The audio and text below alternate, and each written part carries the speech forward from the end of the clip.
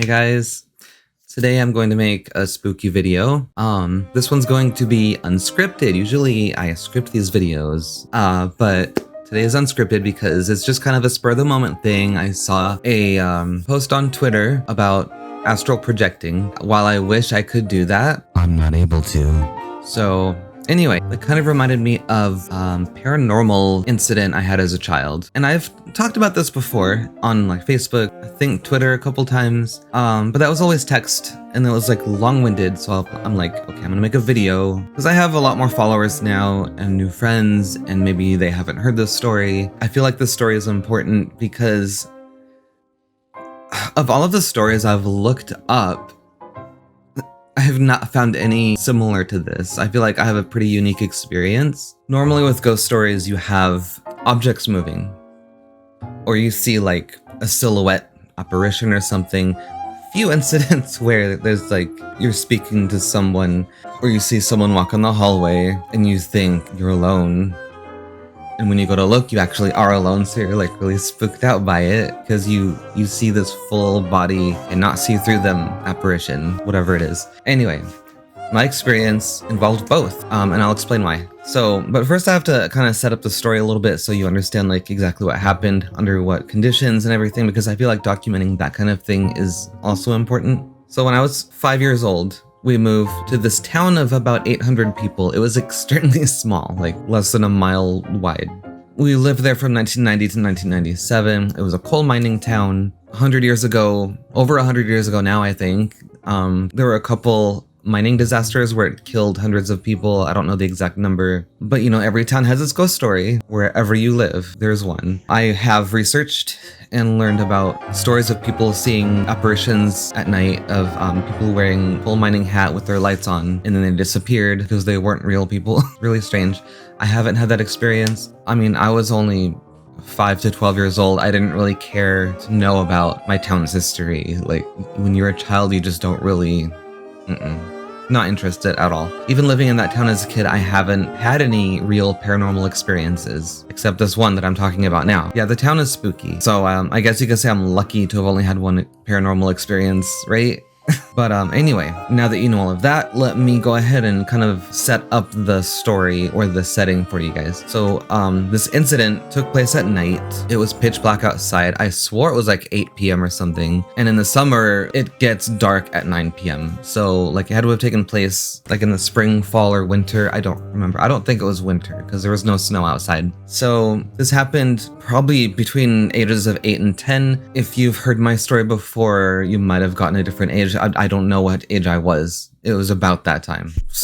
4th grade or something. 5th grade maybe. I don't know. I swore it was around like 8 or 9 p.m. Thereabout. My mom was watching TV in the living room. And it wasn't a big house. Single story. I don't know how many square feet. I would guess 1,300, maybe, medium size house. I think my dad was in the kitchen at the table working on genealogy. If you don't know, that's the study of your family's history. I think my sister was in her bedroom. I don't know where she was. I don't think she was in the living room either. Attached to the living room is my parents' bedroom and half bathroom. So like from the living room, you go into a doorway. Obviously, there's a door there. And then if you walk straight, like kind of a long hallway kind of thing. This is a toilet and sink at the end. And then attached to that bathroom is a bedroom with no doorway. I'm done going to the bathroom. Like I finished doing the deed and I get up, wash my hands, and well, you know how you walk past rooms and your first instinct is to look in that direction, right?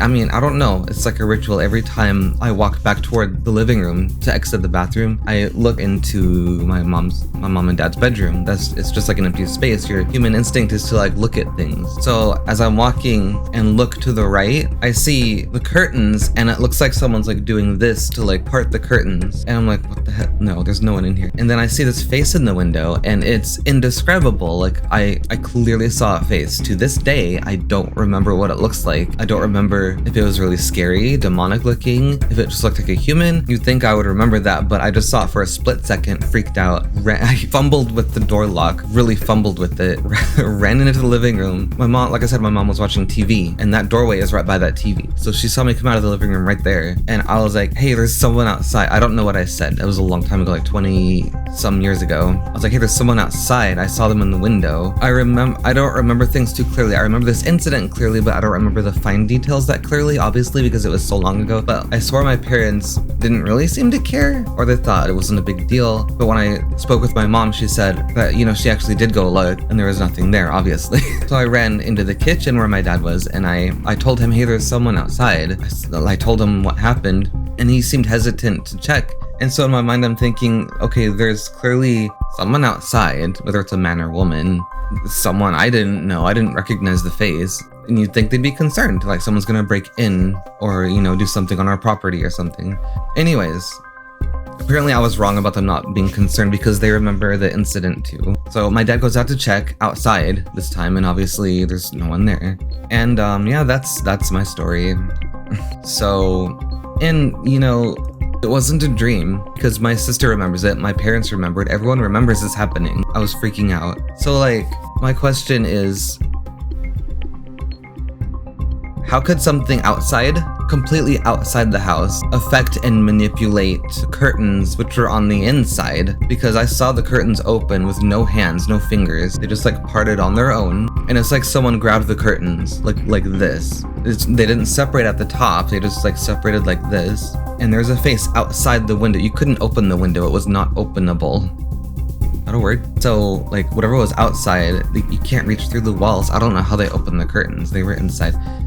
This is like, I have questions. I have questions.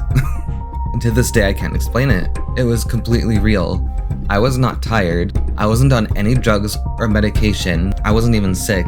I was going about my day. Like, I remember I was in my bedroom playing with toys, probably in the living room watching TV or playing video games. I might have been playing video games, or my mom might have been playing Dr. Mario or some other video game, because if I have to go to the bathroom, I use the one by my bedroom, not the living room one. So sorry, I'm like realizing things right now as I'm telling you guys this. Anyway, so I saw a solid body apparition through the window. It wasn't see-through either, it was solid. A solid head outside the window, manipulated the curtains on the inside.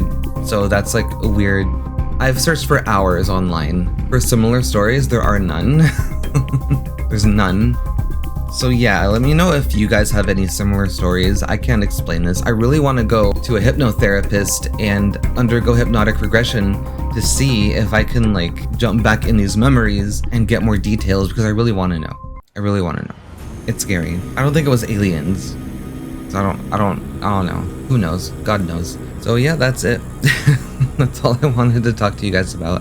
Anyways, I have to end this here because I'm about to set up my stream, so I will catch you guys later. I know this video is not really conventional for my channel, but I like to upload like videos that are different every now and then for you guys, because I don't like doing the same thing all the time. I'm just not that person. I have ADHD, I'm OCD. Anyways, let me know if you guys have any like similar stories, because I'm really curious. Like, I want to reach out to someone about the story. It's like so creepy. Yeah. Anyways, I'll see you guys later. Bye, guys.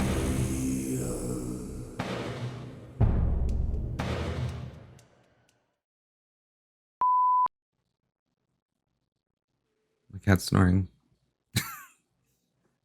My cat is snoring.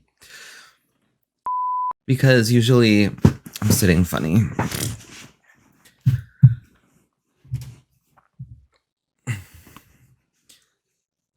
Normally with ghost stories, you have objects moving. You can't see my hands down here, but when I do it up here, you can see it.